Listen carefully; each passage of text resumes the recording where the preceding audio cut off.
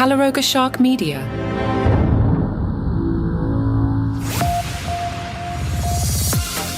Welcome to Ballot, where politics meets pop culture, or as we like to call it, politics minus politics.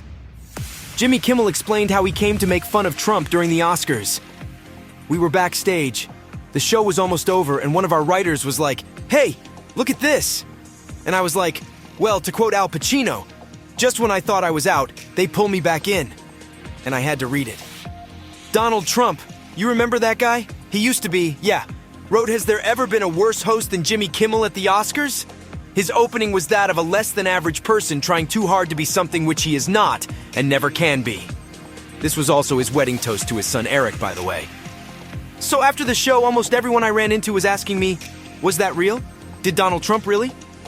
It's like, yeah, of course it was real. And it kind of tells you all you need to know about Donald Trump. He wrote this because he was upset I didn't mention him on the show, and no one mentioned him on the show.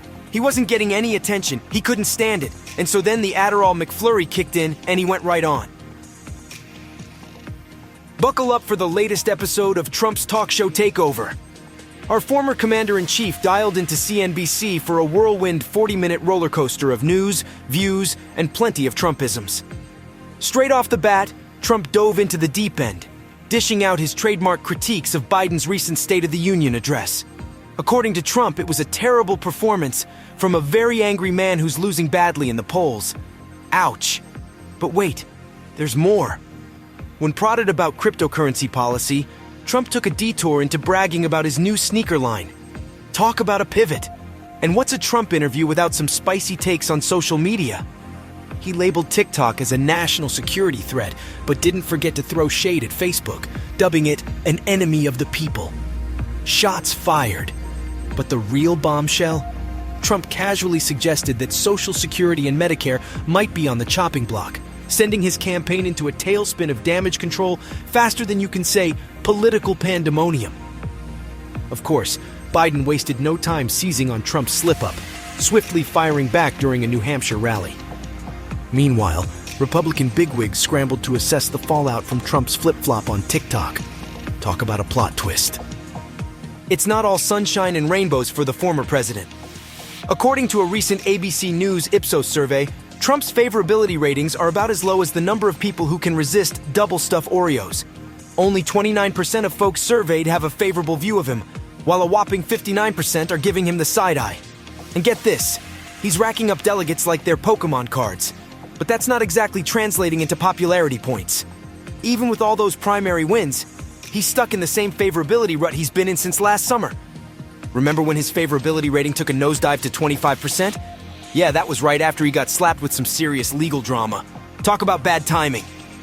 But don't start celebrating just yet, because it's not like Joe Biden is winning any popularity contests either.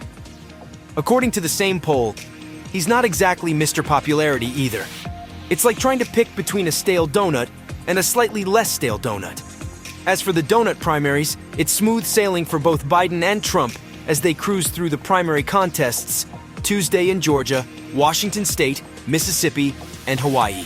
With no significant opposition in sight, the only thing on everyone's mind is whether they'll snag enough delegates to hit that magic 50% mark and clinch the title of their party's presumptive nominee. A former Mar-a-Lago insider is stepping into the spotlight to spill the beans on none other than Donald J. Trump himself. Meet Brian Butler, aka Trump Employee 5 from the classified documents saga. In an exclusive interview with CNN, Butler's breaking his silence, convinced that voters need to hear the truth before the November showdown. Butler has provided crucial testimony to federal investigators, shedding light on events that led to criminal charges against Trump and his associates. Butler's revelations, including his unwitting involvement in transporting classified materials, add a new dimension to the ongoing legal scrutiny surrounding Trump's actions. His decision to speak out publicly underscores the gravity of the situation and the importance of transparency in the lead-up to the upcoming election. Butler's not buying Trump's witch hunt defense. Nope, he's singing a different tune, shedding light on crucial moments that led to last year's criminal charges against Trump and his crew. Picture this. It's June 3rd, 2022, and Butler's getting some odd requests from Trump's crew. Nauta, a Trump aide, wants an Escalade from Butler's car service for a secret mission to the airport. Little did Butler know, he was unwittingly helping transport classified docs from Mar-a-Lago to Trump's plane. Fast forward to August 2022, when the FBI swoops in, snatching up government records from Mar-a-Lago. Butler sees the writing on the wall and bids adieu to his gig as a club valet. Now, Butler's spilling the beans, giving CNN an earful about his time in Trump's orbit. From secret meetings to late-night walks with his buddy De Oliveira, Butler's seen it all. But here's where things get juicy. Butler's friendship with De Oliveira takes a hit when the feds come knocking. While Butler spills the beans, De Oliveira stays tight-lipped, sparking tension between the once inseparable pals.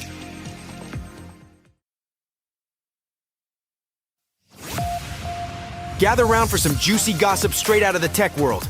So apparently, former President Donald Trump had a little chit-chat with none other than Elon Musk last summer. Yeah, you heard that right. The Tesla and SpaceX guy. Trump was like, "Hey Elon, want to buy my social network Truth Social?" But spoiler alert, it didn't pan out. Turns out, Trump and Musk have been having some secret powwows behind the scenes, talking not just about business, but also about politics. And get this, they even had a meetup in Palm Beach, Florida, rubbing elbows with some bigwig Republican donors. But don't get too excited, because when asked about it, Musk was like, "I've never been to Mar-a-Lago," Trump's digs in Palm Beach.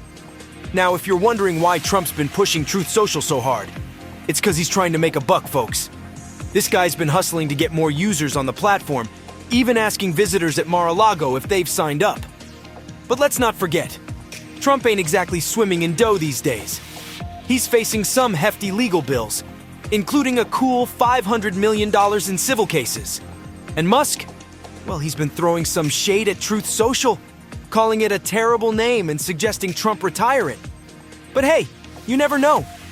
Maybe there's a Trump-Musk collab in the cards. After all, as Musk says, people are clearly interested in hearing from Trump. One may not agree with the man, but he is never boring.